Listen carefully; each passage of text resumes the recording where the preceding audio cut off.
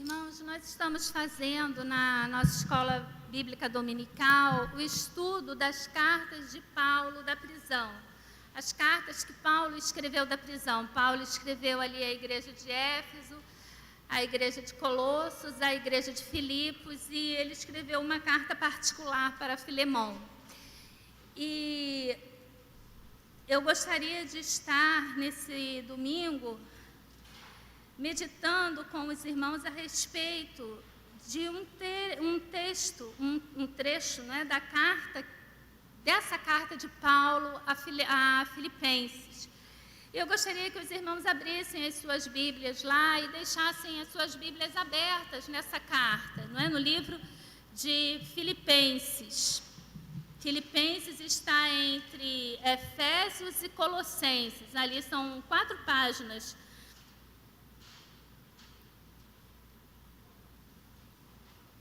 Abram no capítulo 2 e vamos ler os versículos de 5 a 11.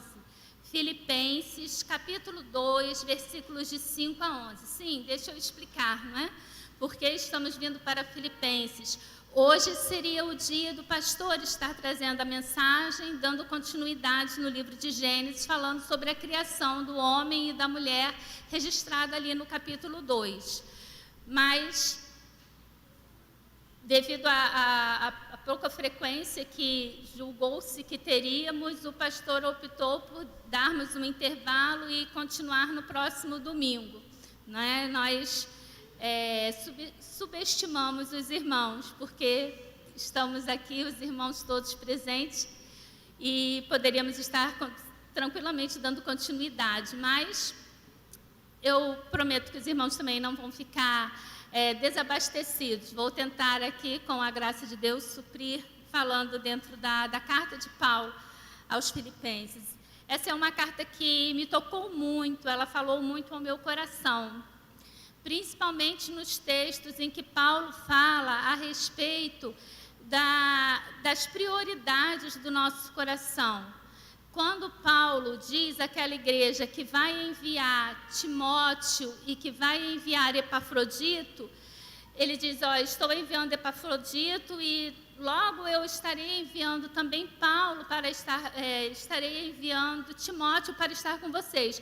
Porque Timóteo, ele tem como prioridade Cristo, ele coloca no coração dele, a prioridade dele é Cristo.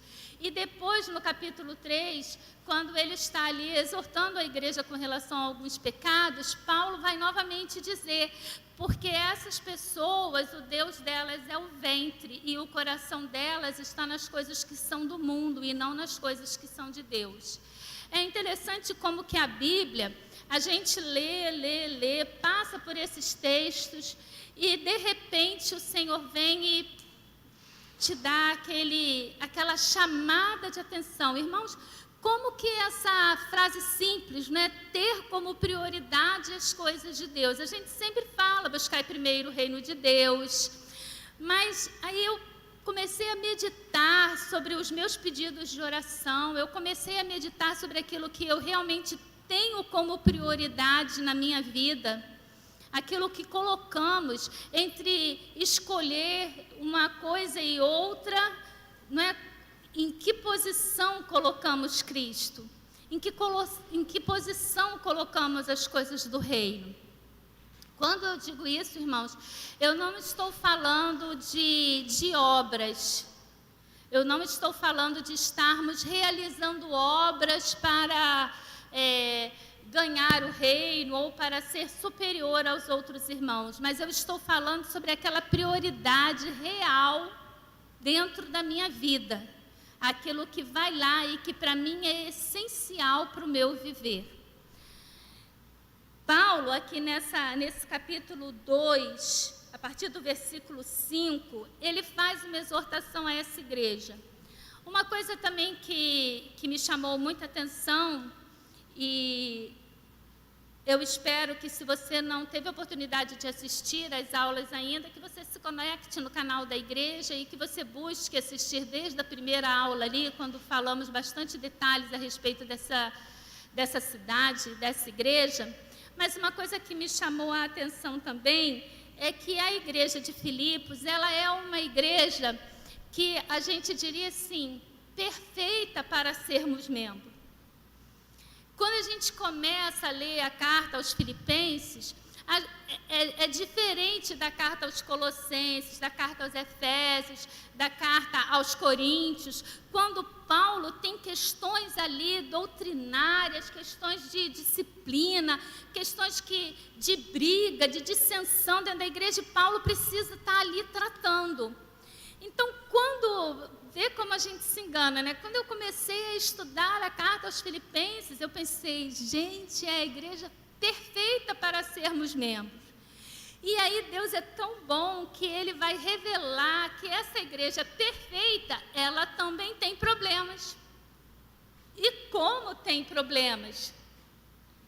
E isso é o que eu gostaria de estar falando para cada um de nós nessa manhã, porque eu começo falando a mim, porque isso tem tocado bastante no meu coração. Porque, irmãos, nós vivemos um tempo em que as pessoas elas estão simplesmente abandonando o barco, a gente pode colocar assim, né? Elas estão saindo da igreja, indo para outras igrejas, por motivos que a gente fica assim, as pessoas elas mudam de igreja porque dizem, não, eu quero um departamento infantil melhor para criar o meu filho. Eu quero uma igreja mais fresquinha, o ar da igreja não está muito bom. Eu quero uma igreja que tenha mais louvor. Eu quero uma igreja que tenha mais isso. Graças a Deus, essa semana eu ouvi 2 pessoas dizendo que estavam de outras igrejas, dizendo que estavam sentindo falta da palavra. Porque o motivo de estarmos na igreja, irmãos, é estudarmos a palavra, é a razão de ser, é a forma como crescemos espiritualmente. Mas o que mais me toca quando eu vejo assim as pessoas saindo da igreja por motivos assim, é que, irmãos, qual a dificuldade de melhorarmos o que temos? Sabe, se você teve um filho e se você acha que o departamento infantil, até peço desculpa, irmã Esté, é apenas um exemplo, não que esse seja o foco do nosso sermão. Vou usar daqui a pouco, vamos usar o pastor Marcos que está presente, não vai me levar a mal. Se você acha que o louvor da igreja não está bom, não, esse louvor não me agrada, só toca música assim, porque eu não gosto do jeito do pastor Marcos, etc. e tal. Qual a sua dificuldade de vir fazer parte da equipe? Qual a sua dificuldade de agregar, de estudar música, de estar aqui às 8h30 para poder participar aqui dos ensaios, para poder se aperfeiçoar e ajudar? Se você tem um filho e você acha que ele precisa de mais coisas no departamento infantil, agregue forças à irmã. Se você acha que precisamos trocar os aparelhos de ar-condicionado, vamos fazer uma campanha. Já viram que o terreno ali está sendo vendido? Já viram? Como que a gente podia expandir, alargar as nossas estacas? O terreno ali está sendo vendido. Os irmãos estão com disposição? Topam encarar essa? É isso, irmãos. Eu não posso querer que algo cresça quando eu não participo desse crescimento. Como é que eu vou querer que algo cresça, que algo se expanda, quando eu simplesmente me afasto? Não está bom, não está me agradando, então eu saio fora. Nós precisamos ser participativos, nós precisamos ser atuantes. E Paulo, falando àquela igreja, ele lá no capítulo 1, ele vai falar sobre a unidade, ele vai dizer, olha, vivei acima de tudo por modo digno do Evangelho de Cristo, para que, ou indo ver-vos, ou estando ausente, ouça no tocante a vós outros, que estáis firmes em um só espírito, com uma só alma, lutando juntos pela fé evangélica. Paulo está dizendo, olha, irmãos, o que eu quero ouvir a respeito de vocês é, ou eu indo lá e vendo, ou eu ouvindo falar, que vocês estão juntos, que vocês estão firmes, que vocês estão lutando pela fé no Evangelho. Isso é o que Paulo falaria para os membros da igreja da freguesia hoje. Olha, irmãos, vocês estando juntos, vocês podendo estar em comunhão, vocês não podendo estar juntos em comunhão, estando cada um no seu lar, o que eu quero ouvir de vocês é que vocês estão juntos em alma, juntos em espírito, lutando pela mesma fé. E no capítulo 2, o texto que eu pedi para vocês lerem, vamos ler lá a partir do versículo 5, Paulo vai falar sobre o exemplo de Cristo de humilhação. E isso é uma coisa muito importante hoje para nós trabalharmos dentro da nossa alma, dentro do nosso espírito, irmãos, esse sentimento de humildade e de humilhação. Porque dentro dessa igreja que eu falei que era quase que perfeita, Paulo vai dizer que há entre eles dissensão, que há entre eles partidarismo, que há entre eles brigas. E isso estava atrapalhando o desempenho, o desenvolvimento daquela igreja. E Paulo vai usar o exemplo de Cristo. É muito interessante porque Paulo, em suas cartas, Paulo trabalha a doutrina, porque esse texto, ele é uma doutrina cristológica. Aquilo que nós estaremos lendo agora é a doutrina de Cristo, fala sobre a doutrina de Cristo. Quem é Cristo, o que Ele fez por mim e por você. Está aqui, se alguém te perguntar, mas qual é a razão da sua fé? Por que você crê em Deus? Por que Cristo teve que morrer por você? Você pode responder utilizando esse texto. E Paulo usa essa doutrina para fazer o quê? Uma admoestação. Paulo está usando a doutrina para fazer ali uma correção de algo que está se desvirtuando na igreja. Vamos ler o texto. Paulo vai dizer assim: tende em vós o mesmo sentimento que houve também em Cristo Jesus. Pois ele, subsistindo em forma de Deus, não julgou como usurpação o ser igual a Deus. Em momento nenhum, Cristo quis ser igual a Deus. Irmãos, ele está dizendo, olha, ele subsistindo, porque ele existe desde a eternidade, desde o nada ele existe.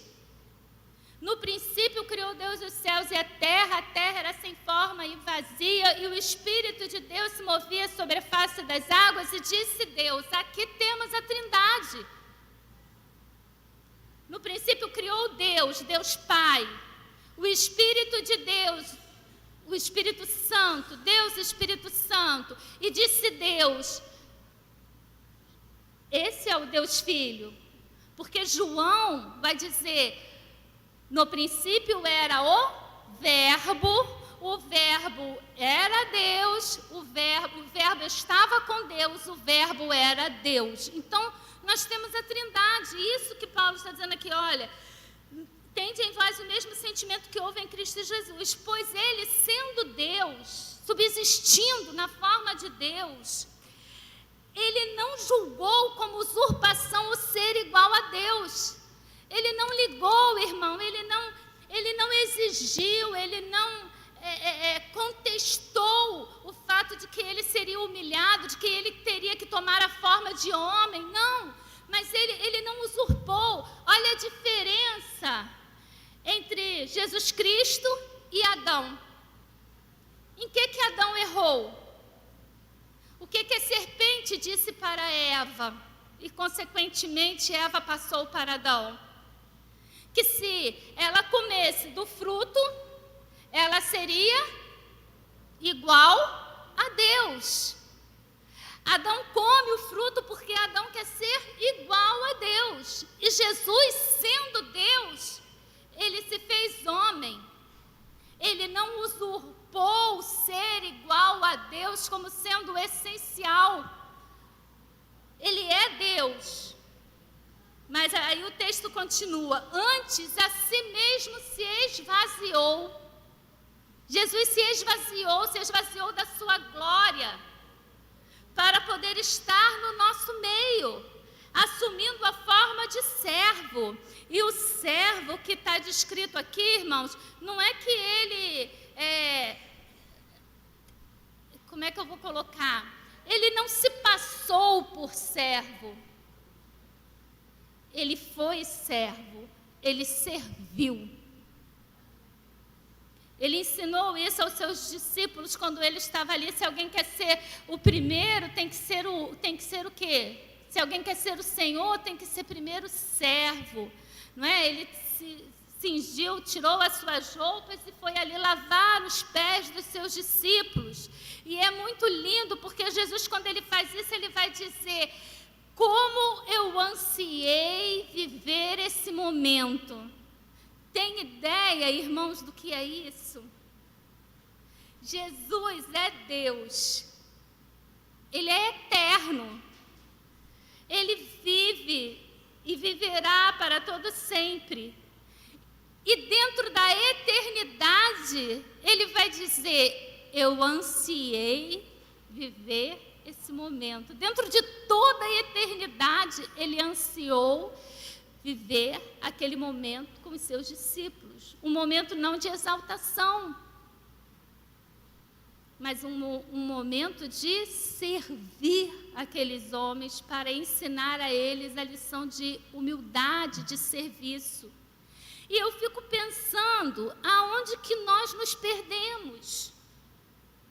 Sabe, e eu não estou aqui para colocar carapuça em ninguém, não, eu começo por mim. Onde que eu me perdi? Onde que eu me achei um ser especial? Diante de tamanha devoção que o próprio Cristo teve por mim. O texto vai continuar: antes a si mesmo se esvaziou, assumindo a forma de servo, tornando-se em semelhança de homens. Ele se tornou homem. Ele era 100% Deus, 100% homem. Você precisa entender Deus vivendo na forma de criatura.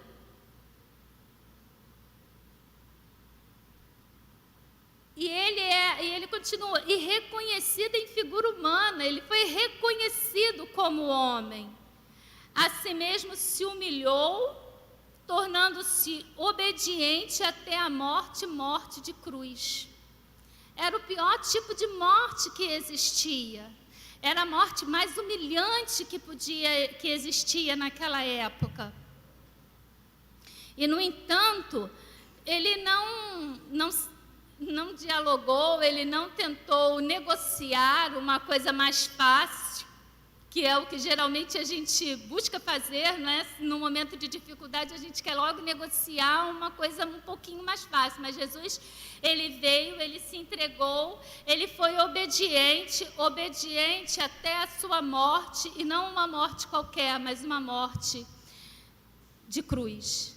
E quando você para entender o que é a morte, é o salário do pecado. A morte é consequência do pecado. E Jesus, irmãos, ele não pecou. Ele não pecou porque ele era Deus. Como homem, ele não pecou. Ele não pecou, ele foi tentado nas mesmas coisas que eu e você somos. Em que você é tentado? Pensa aí, quais são as tentações que Satanás lança sobre sua vida? Jesus foi tentado em todas essas áreas e ele resistiu. E quantas vezes Jesus fosse crucificado, ele ressuscitaria. Quando a Bíblia diz que ele venceu a morte, porque ele venceu o pecado. Por isso, a necessidade de que viesse um outro Adão, que passasse por toda aquela situação e vencesse. Por isso, Cristo morreu por mim e por você. É uma questão que às vezes as pessoas se indagam, mas por que tanto sacrifício? Por que uma morte tão dura? Foi por mim e por você. De outra forma, nós estaríamos condenados à morte eterna. E o texto continua: a si si mesmo se humilhou, tornando-se obediente até a morte, morte de cruz, pelo que também Deus o exaltou sobremaneira e lhe deu o nome que está acima de todo nome. Essa parte do texto é linda, e ele vai dizer: para que ao nome de Jesus se dobre todos os joelhos no céu, na terra e debaixo da terra, e toda língua confesse que Jesus Cristo é o Senhor, para a glória de Deus Pai. Ele devolve a glória para Deus. Olha que lindo esse texto. Ele está dizendo aqui, olha, pelo que ele se humilhou, ele se tornou obediente até a morte. Foi uma morte dura, porque foi uma morte de cruz. Aí Deus, devido ao sacrifício, devido à obediência de Cristo, Deus deu a ele um nome. Deus o exaltou sobremaneira e lhe deu um nome que está acima de todo nome, para que ao nome de Jesus todo joelho se dobre e toda língua confesse que Jesus Cristo é o Senhor. Mas ele quer isso para quê? Para devolver essa glória ao Pai. E aí, quando a gente parte para a igreja, a gente vê, irmãos, que muitas das vezes nós queremos ser exaltados, nós queremos ser eternamente agradecidos por aquilo que fizemos, pela obra que realizamos na igreja. E aí, quando eu não sou, eu fico chateada, aí eu me afasto. E quando a gente vê o texto, a gente vê aqui Jesus se entregando para que Jesus fosse exaltado. Primeiro ele fez o quê? Ele se humilhou. Ele obedeceu a Deus e ele se humilhou. Diante dessa obediência, Deus então o exalta.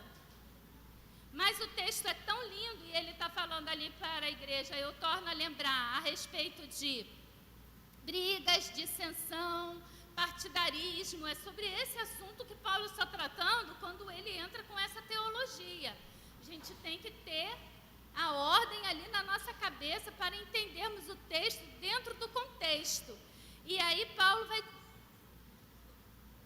Dentro disso aqui, me perdi. Os irmãos ficaram olhando para o Mateus, aí eu me perdi. O Mateus está bonitinho, mas deixa o Mateus em paz. Olha aqui para mim. Me perdi completamente aqui, tá vendo? Ele está falando ali para aquela igreja dentro de um contexto de...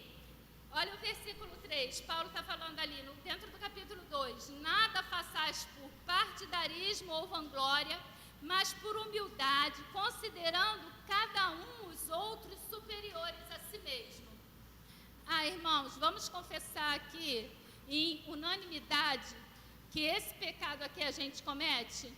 Ou os irmãos vão me deixar sozinha aqui confessando? Irmãos, como é que é? Se a farinha é pouca, meu pirão primeiro. Esse é um pecado, irmãos, que está enraizado dentro de nós. E a carta, no primeiro capítulo, Paulo vai falar que para mim o viver é Cristo. Então, em primeiro lugar, Paulo está ensinando ali aquela igreja, olha, em primeiro lugar, busquem a Cristo. Em primeiro lugar, eu busco a Cristo. E Paulo vai dizer várias vezes aqui na carta, sede meus imitadores. Então, Paulo está dizendo para aqueles irmãos, Paulo está dizendo para cada um de nós nessa manhã, em primeiro lugar, vivamos Cristo. E ele vai dizer, para mim o viver é Cristo. E aí no segundo capítulo a gente pensa, tudo bem, em primeiro lugar vivo Cristo e em segundo lugar vivo eu. Não, em segundo lugar, vive o próximo. Tenha o outro como superior a você.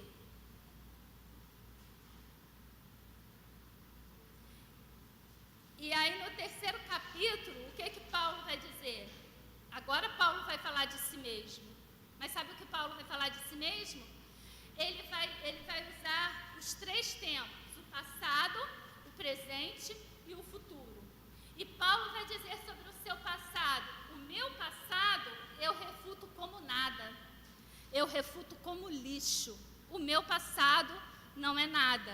Paulo vai dizer, durante muito tempo, eu achei que eu estava no caminho e que dentro desse caminho eu fazia tudo que era certo. Por quê? Porque eu era hebreu de hebreu, eu era dentre os judaizantes, né? dentro dos judeus, da religião judaica, eu era fariseu, eu era um guardião da lei, eu guardava a lei a ponto de perseguir aqueles que se diziam cristãos. Então, eu era ali, rigoroso dentro da lei. Eu sou da tribo de Benjamim. A tribo de Benjamim. Benjamim foi o único filho que nasceu na terra prometida de Jacó. Saul era da tribo de Benjamim. Então, era uma tribo que havia ali vindo da realeza. A tribo de Benjamim foi a única tribo que ficou ao lado de Judá, perpetuando ali o trono de Davi, da onde viria o nosso Salvador. Então, Paulo, assim, irmãos, ele não era qualquer coisa. E o que eu acho interessante é que se Paulo frequentasse a igreja hoje, ele seria idolatrado por muitos de nós por esses quesitos, por esses pontos que Paulo está apontando aqui. Só que Paulo vai dizer, olha, irmãos, nada disso aqui é nada. Quando eu conheci a Cristo, eu entendi que isso tudo aqui é lixo, é excremento. Não precisa explicar o que é excremento. É lixo, irmãos. Tudo isso é lixo. Eu não considero nada disso em minha vida. Então, isso é Paulo falando do seu passado.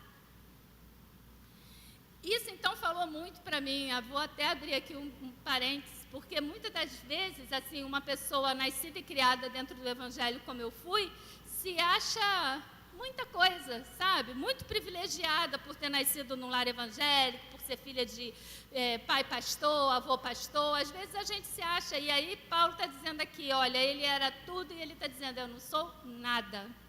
Então, quem sou eu? Né? Como diz o outro, quem sou eu? Mas Paulo, então, diz que o passado dele era lixo. E o presente de Paulo? O que é o presente de Paulo? O presente de Paulo é correr. Está ali, Paulo vai dizer que ele vive, prossigo para o alvo, para o prêmio da soberana vocação de Deus em Cristo Jesus. Esse é o presente de Paulo.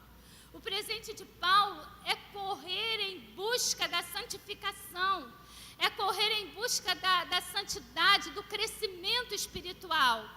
Porque se os irmãos lerem, eu peço aos irmãos que chegando em casa leiam a carta todinha, é uma carta pequena. Paulo vai no capítulo 3, ele vai começar dizendo, olha, irmãos, eu não alcancei a perfeição. Eu ainda não alcancei, eu não julgo que eu tenha alcançado a perfeição. Mas não é pelo fato de eu não ter alcançado a perfeição que eu não vivo lutando para alcançar a perfeição. Irmãos, quantas vezes a gente pensa assim, posso parar por aqui. Eu me imagino santo o suficiente, eu imagino que eu já conheço o suficiente.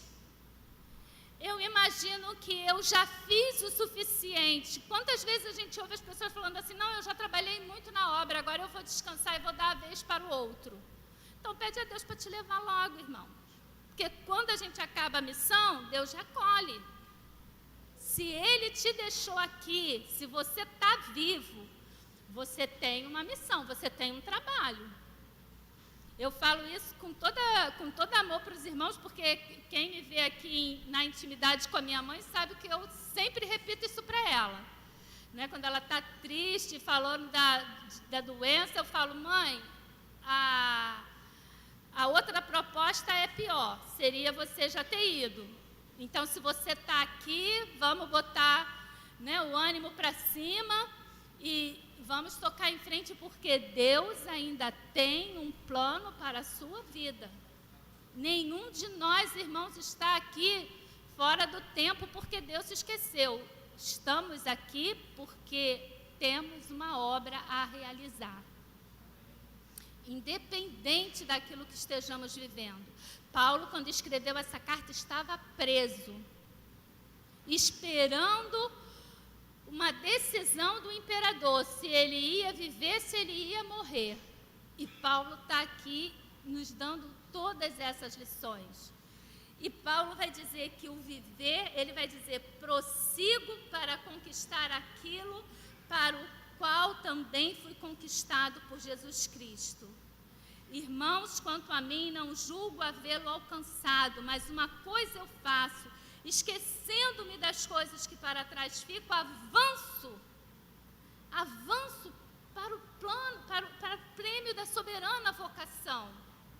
Irmãos, isso também é uma coisa que tanto pesa, parece que é bola de chumbo no pé de tantos irmãos. Irmãos, às vezes o passado, às vezes o pecado que cometemos, ele vem e ele quer nos prender.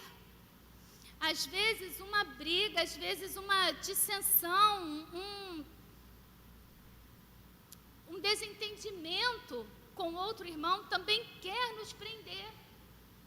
Mas Paulo está dizendo, eu esqueço das coisas que para trás ficam e eu prossigo para o alvo. É como se Paulo fosse um arqueiro e ele tivesse ali aquele negócio, né, ali o ponto onde ele tem que mirar a flecha.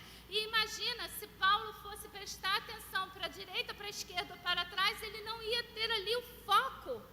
Ele não ia poder mirar e acertar ali o alvo dele.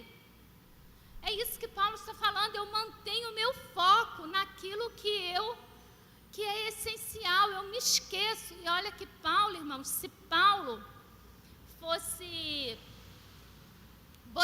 deixar a cabeça dele nas coisas que ele havia feito, Paulo ia precisar de um psicólogo. Paulo ia precisar tomar remédio, porque ele tinha perseguido a igreja.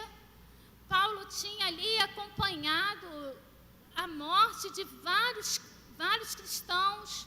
Já pensou se Paulo fosse se deixar levar por essa culpa, por esse sentimento de culpa, por esse peso do passado? Paulo não ia avançar. Já imaginou se Paulo fosse ficar chateado com a igreja de Corinto? Paulo não ia pregar. Enquanto igreja, irmãos, eu vou encerrar aqui botando o que Paulo espera para o futuro. Porque ele bota aqui, olha.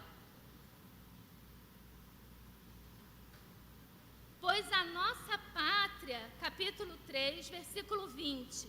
Pois a nossa pátria está nos céus, de onde também aguardamos o Salvador, o Senhor Jesus Cristo. Paulo está falando, eu aguardo, porque Ele voltará,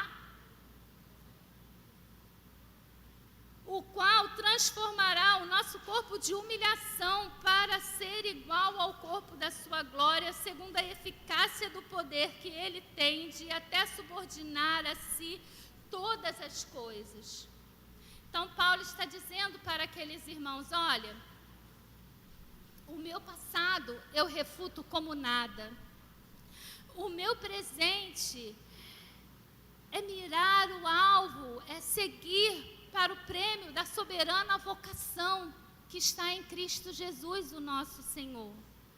E o meu futuro, eu aguardo a volta do Salvador para que eu possa viver na nova pátria que Ele tem preparado para cada um de nós. Irmãos, essa carta é uma carta que Paulo escreveu à igreja de Filipos, mas é uma carta para a igreja da freguesia.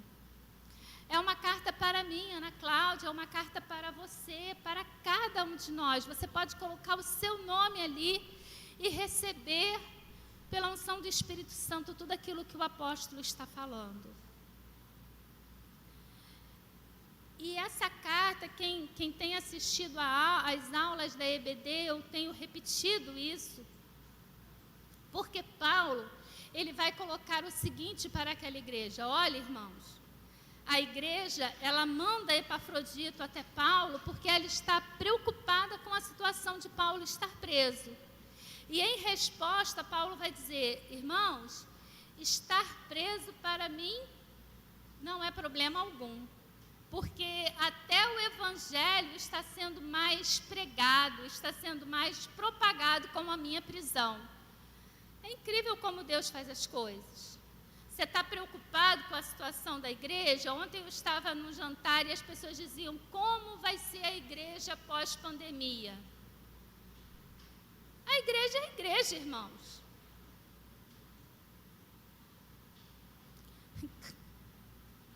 A igreja é de Cristo. Você tem que entender que você pode até se abdicar de não participar da obra redentora de Cristo, mas a obra acontecerá. Ele te dá a oportunidade de ser participante, mas se você não estiver participando, a obra acontece de qualquer jeito. Então, essa preocupação com a igreja, não, eu preciso me preocupar comigo, eu enquanto igreja. Eu estou frio? Eu estou morno? Eu estou olhando para as circunstâncias e me abatendo? Porque Paulo, ele está dizendo aqui, está lá no capítulo 1, ele vai dizer para aqueles irmãos, capítulo 1, versículo 12: quero ainda, irmãos, certificar-vos de que as coisas que me aconteceram têm antes contribuído para o progresso do Evangelho. O que aconteceu? A prisão. É isso que aconteceu com Paulo. De maneira que as minhas cadeias em Cristo se tornaram conhecidas em toda a guarda pretoriana. Paulo era preso pelos guardas do imperador. E Paulo dia e noite pregava o evangelho, escrevia carta, falava, recebia visita, fazia culto. E aqueles homens, querendo ou não, eram obrigados a ouvir o que Paulo estava fazendo. E quando eles saíam dali, eles iam para o palácio. E o evangelho chegava no palácio. De que outra forma o evangelho chegaria no palácio? Irmãos, não meça as circunstâncias diminuindo o seu Deus. Deus opera da forma que Ele quer. Isso é o mais difícil, porque nenhum de nós consideraria vitória estar preso. Dentro da nossa mentalidade humana, a gente não consegue entender como vitória o estar desempregado. Dentro da nossa mentalidade humana, você não consegue entender o estar doente como sendo uma coisa vitoriosa.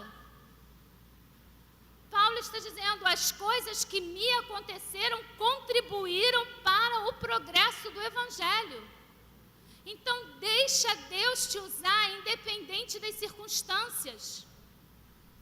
Coloque-se diante dele e diga: Senhor, eu não entendo. Vocês acham que o apóstolo Paulo entendia a todo momento? Ele, como sendo homem, os irmãos me desculpem, mas eu, assim, dentro do meu pensamento, eu acho que em alguns momentos ele pensava: Senhor, eu queria tanto poder. Tanto é que ele escreve nas cartas dele que queria estar em Roma, que queria voltar a ver os irmãos em Filipos. Ele tinha os sonhos, ele tinha os planos, mas as circunstâncias seguravam Paulo. E Paulo entendia que aquelas circunstâncias, elas eram provocadas por Deus. Então, ele aproveitava as circunstâncias para realizar a obra de Deus. E Paulo vai dizer para aqueles irmãos: olha, o que me aconteceu ajudou na propagação do Evangelho. Mas quando chega no capítulo 2, Paulo vai dizer o seguinte: olha, irmãos, se há alguma exortação em Cristo, alguma consolação de amor, alguma comunhão do Espírito, se há entranhados afetos de misericórdia, completai minha alegria de modo que penseis a mesma coisa, tenhais o mesmo amor, sejais unidos de alma e tenham o mesmo sentimento. O que Paulo está dizendo aqui nesses versículos é o seguinte: olha, a minha prisão não me abala. Eu não estou abalado pela minha prisão. Agora, a discórdia de vocês, a desunião de vocês, o partidarismo de vocês, isso me abala. Por isso ele diz: completai o meu gozo, completai a minha alegria. E é que o apóstolo quer falar para mim e para você nessa manhã. Irmãos, nós precisamos esquecer das coisas que para trás ficam e prosseguir para o alvo da soberana vocação. Irmãos, Deus tem um plano a realizar através da vida de cada um de nós. Como Ele disse a Jeremias, eu te escolhi desde o ventre da sua mãe. Nós fomos escolhidos, fomos separados para uma obra, irmãos, tão grande que nem a anjos Deus deu a executar. Os anjos não podem fazer esse papel de pregar o Evangelho, mas eu e você, Deus deu essa autoridade de pregar no nome de Jesus e de, no nome de Jesus, levantar pessoas enfermas, no nome de Jesus curar, no nome de Jesus pregar, pelo nome de Jesus salvar vidas. Por isso não se deixe abater, nem pelas coisas do passado, nem pelo seu presente, independente do que seja doença, seja cadeias, seja qual for a prisão que você se encontre, foque no seu futuro, na volta de Cristo e naquilo que Ele quer realizar por meio de sua vida. Que o Espírito Santo de Deus possa falar e completar aquilo que eu não fui capaz de fazer nessa manhã. Que nós possamos sair daqui renovados, revigorados, que nós possamos nos ajoelhar diante de Deus, perguntando a Ele o que Ele quer da minha vida, da sua vida. Que haja avivamento em nossos corações. Que Ele possa estar usando, irmãos, cada um de nós, seja no trabalho, seja na escola, seja em casa, com o vizinho, onde for, nós possamos ser usados por Deus. Amém.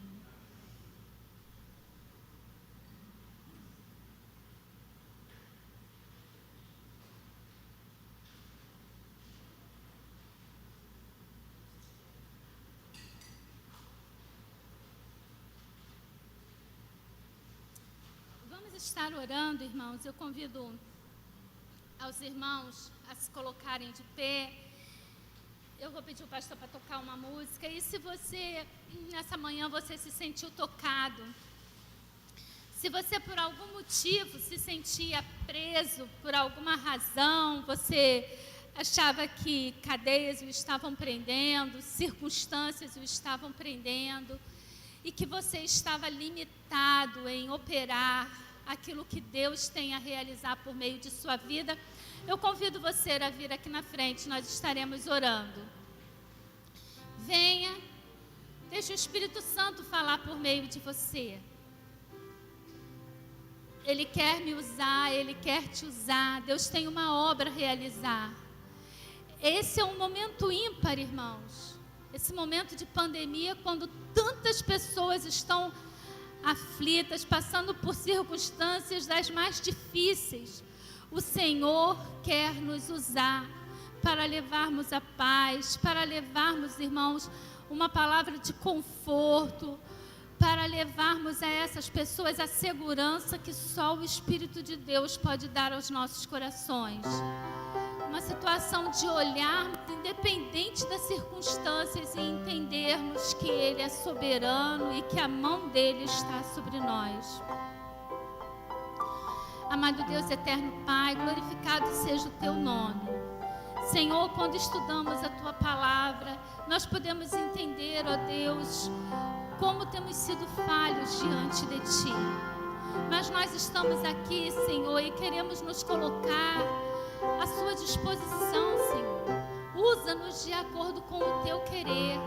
Ó Deus, tira de nós essa limitação, Senhor, de ficarmos chateados à toa, de ficarmos olhando circunstâncias, de ficarmos olhando as cadeias, de ficarmos olhando o passado, Senhor. E que nós possamos ter o nosso foco, Senhor, no alvo, que é Cristo Jesus. Que nós possamos ter, ó Deus, a nossa mente voltada para as coisas que são dos céus e não para as que são da terra. Ó Deus, tenha misericórdia de cada um de nós. E quando nós falharmos, Senhor, nesse pedido, nós te pedimos que o Senhor venha renovar as nossas forças para que possamos levantar e continuar a obra. Deus, abençoe a tua igreja aqui na freguesia, abençoe cada servo que te assiste, ó Deus, nesse momento, abençoe cada um que estará te assistindo mais tarde, abençoe cada servo teu que esteve aqui presente, que o Senhor possa estar, ó Deus, falando aos nossos corações, continua falando aos nossos corações, é o que nós te pedimos. Leva-nos em paz para casa, Senhor, em nome de Jesus, amém. Obrigada, os irmãos podem se assentar. Irmãos, eu gostaria de fazer o apelo a que você esteja divulgando, né, o nosso culto nas mídias sociais, né, esteja ali se manifestando, deixando uma frase, deixando um like, isso tudo ajuda na transmissão da nossa palavra. Precisamos divulgar mais as nossas mídias sociais. E à noite não vamos deixar de estar assistindo o culto. O culto foi dirigido e a mensagem estará sendo trazida pelos nossos jovens, né? Temos aí um pregador, né? O irmão Daniel, vulgarmente conhecido como Cezão, né? Vai estar nos trazendo a palavra no culto da noite. O RJ, que eu não sei por que é RJ, né? Porque o nome é João, está trazendo ali, nos pregando, e a Bebel e companhia está trazendo ali os cânticos. Então estejam assistindo, prestigiando os nossos jovens e adolescentes às 18 ou 18h30? 18h30, né? Eu só testar os irmãos, não é que eu esqueci não. Às 18h30 estejam ali assistindo o culto e divulguem, né? Se você tem um sobrinho adolescente, um filho, né? Um conhecidozinho lá, manda o culto para eles, para estar ali, então, transmitindo e contagiando as pessoas. Os irmãos, né? Que o Espírito Santo possa estar acompanhando os irmãos. Amém.